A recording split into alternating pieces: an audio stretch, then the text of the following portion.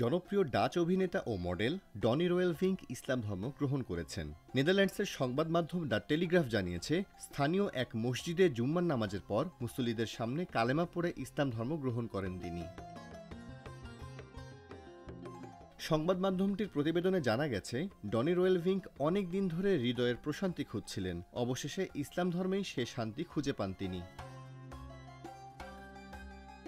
Donny রোয়েলভিঙ্কের ইসলামের প্রতি আগ্রহী হওয়ার বিষয়ে দ্য টেলিগ্রাফ লিখেছে, 2022 সালে বন্ধুদের সঙ্গে একটি ফিটনেস ভিডিও শ্যুট করার সময় তিনি আহত হয়েছিলেন। সেই দুর্ঘটনায় তার 5টি পাঁজরের হাড় ভেঙে যাওয়ায় কয়েক সপ্তাহ হাসপাতালে চিকিৎসাধীন ছিলেন তিনি।